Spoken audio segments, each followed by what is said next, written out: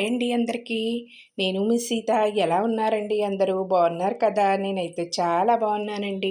మీరు కూడా బాగుండాలని మనస్ఫూర్తిగా కోరుకుంటున్నాను. ఫస్ట్ టైం నా వీడియో చూస్తుంటే ప్లీజ్ సబ్స్క్రైబ్. ఈరోజు రెసిపీ వచ్చేసి బీట్రూట్ హల్వా. బీట్రూట్ హల్వా ఇలా ఇలా సింపుల్గా మరింత రుచిగా ఇలా సింపుల్గా ఇలా చేయండి. చాలా టేస్టీగా అయితే ఉంటుందండి. బీట్రూట్ తినని వాళ్ళు కూడా ఎంతో ఇష్టంగా తినేస్తారండి. పిల్లలు పెద్దలు బీట్రూట్ని ఇష్టపడరు కదా కొంతమంది. వాళ్ళకి ఈ విధంగా చేసి పెట్టండి, చాలా ఇష్టంగా తినేస్తారండి. దాన్ని ఏ విధంగా తయారు చేసుకుందామో చూసేద్దాం రండి. ముందుగా నేను ఇలా 2 బీట్రూట్లను అయితే తీసుకున్నానండి, పెద్ద సైజు బీట్రూట్లని. వీటికి పైనున్న ఈ పొట్టునంతా తీసేసుకుందామండి. తీసేసుకుని దీంతో అయితే తురిమేసుకుందామండి. బీట్రూట్ని అయితే తురిమేసుకుందాం. ఇలా తొక్క తీసేసుకుని, చూసారు కదండి, ఈ విధంగా అయితే తురుముకుంటే సరిపోద్దండి. ఇలా ఇలా తురుముకుని దీన్నైతే పక్కన పెట్టేసుకుందామండి. ఇలా తురుముకుని మీకు ఇలా తురవడం ఇష్టం లేకపోతే మిక్సీ జార్లో వేసుకుని మిక్సీ పట్టించుకుంటే మెత్తగా అయితే అయిపోద్దండి. అలా కూడా చేసుకోవచ్చు. ఇప్పుడు స్టవ్ వెలిగించుకుని కడాయిని పెట్టుకుని కడాయి వేడెక్కాక ఒక స్పూన్ నెయ్యినైతే వేసుకుందామండి. నెయ్యి వేడెక్కాక కొద్దిగా జీడిపప్పునైతే వేసుకుని వేయించేసుకుందామండి. లైట్ గోల్డెన్ కలర్ వచ్చేదాకా వేయించేసుకుందాం. ఈ విధంగా అయితే వేయించుకోవాలండి. చూసారు కదండి, వద్దే మాడిపోయేలా కాకుండా లైట్గా గోల్డెన్ కలర్ వచ్చేదాకా వేయించుకొని ఒక బౌల్ తీసుకుని బౌల్లో అయితే వేసేసుకోండి. ఇలా బౌల్ తీసుకుని బౌల్లో వేసేసుకోండి. ఇలా బౌల్లో వేసేసుకుని ఇదైతే పక్కన పెట్టేసుకుందామండి. ఇప్పుడు అదే కడాయిలో మనం బీట్రూట్ని అయితే చెట్టుకున్నాం కదా, ఆ తురిమింది కూడా ఇందులో వేసేసుకుని బాగా వేయించేసుకుందామండి. కొంచెం డ్రైగా అయ్యేదాకా వేయించేసుకుందాం. బీట్రూట్లో వాటర్ ఉంటుంది కదండి, వాటర్ కొద్దిగా ఇంకి మనకి డ్రైగా అయ్యేదాకా వేయించుకుందామండి.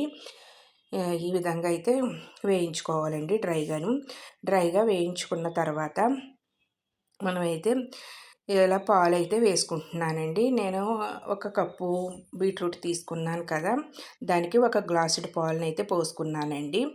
ఇలా గ్లాసుడు పాలు వేసుకుని మనం ఈ బీట్రూట్ని ఇందులో ఈ పాలల్లోనే బాగా ఉడకనివ్వాలండి. ఇలా ఉడకటం వల్ల మంచి టేస్ట్ అయితే వస్తుందండి. బీట్రూట్ హల్వా చాలా బాగుంటుందండి. పాలు పోసి మనం ఉడికించడం వల్ల బీట్రూట్ ముక్కలు చాలా టేస్టీగా అయితే ఉంటాయండి.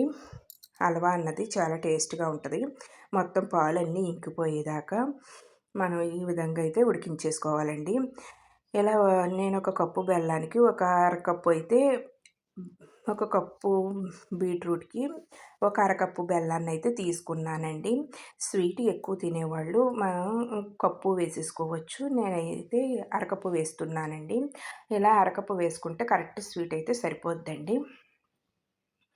ఇలా వేసేసుకుని అది కూడా బెల్లం అంతా కరిగేదాకా మనం కరిగించేసుకోవాలండి. ఇప్పుడు ఇందులోనే మంచి ఫ్లేవర్ కోసం యాలకుల పొడి వేసుకుంటున్నానండి. అలాగే కొద్దిగా నెయ్యిని కూడా వేసుకున్నానండి. ఒక స్పూన్ నెయ్యిని కూడా వేసుకుని బాగా కలిపేసుకుందామండి.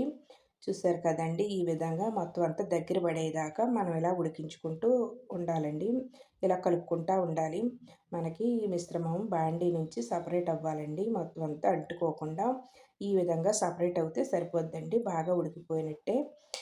ఇప్పుడు మనం వేయించి పెట్టుకున్న జీడిపప్పును కూడా ఇందులో అయితే చిన్న చిన్న ముక్కల కింద చేసేసుకుని వాటిని కూడా ఇందులో అయితే వేసేసుకుందామండి. ఇలా వేసేసుకుని మొత్తం అంతా ఒకసారి కలిపేసుకుందామండి. ఇలా మొత్తం అంతా కలిపేసుకుందామండి. అంతేనండి, ఎంతో టేస్టీగా ఉండే బీట్రూట్ హల్వా అయితే రెడీ అయిపోయిందండి. ఇప్పుడు ఒక బౌల్ తీసుకుని ఆ బౌల్లోకి అయితే వేసేసుకుంటున్నానండి. ఈ విధంగా వేసేసుకుంటున్నానండి. చాలా టేస్టీగా ఉంటుందండి. బీట్రూట్ తినని వాళ్ళు కూడా ఇలా హల్వా చేసి పెట్టండి, ఎంతో ఇష్టంగా తినేస్తారండి. పిల్లలు పెద్దవాళ్ళు కూడా చాలా ఇష్టంగా తింటారు. ఎందుకంటే పాలల్లో ఉడికించిన మాల్ని ఈ హల్వా అన్నది చాలా టేస్ట్ అన్నది వస్తుందండి. ఈ బీట్రూట్ తురుముకి బాగా పాలు పట్టి మంచి టేస్ట్ వస్తుందండి. డిఫరెంట్ టేస్ట్లో అయితే వస్తుందండి. చాలా బాగుంటుందండి ఈ హల్వా అయితేని. చాలా సింపుల్గా కూడా చేసుకోవచ్చండి ఈ హల్వా అయితేని. అలాగే నా వీడియో నచ్చితే మీ ఫ్రెండ్స్కి రిలేటివ్స్కి షేర్ చేయండి. వీడియో చూసి లైక్ చేయండి. ఈ రెసిపీని ట్రై చేసి నాకైతే కామెంట్లో చెప్పండి మీకైతే ఏ విధంగా వచ్చిందో. ఎంతో టేస్టీగా ఉండే బీట్రూట్ హల్వా అయితే రెడీ అయిపోయింది అండి. చాలా సింపుల్గా చేసుకోవచ్చండి దీన్ని. మనకి 5 నిమిషాల్లో మనకి బీట్రూట్ హల్వా అన్నది రెడీ అయిపోద్దండి. చాలా సింపుల్‌గా చేసుకోవచ్చు. అలాగే మన ఛానల్‌ని ఎవరైనా సబ్స్క్రైబ్ చేసుకోకపోతే సబ్స్క్రైబ్ చేసుకోండి. వీడియో చూసిన తర్వాత లైక్ చేయటం మాత్రం మర్చిపోవద్దండి. బాయ్ అండి. నెక్స్ట్ వీడియోలో కలుసుకుందాం.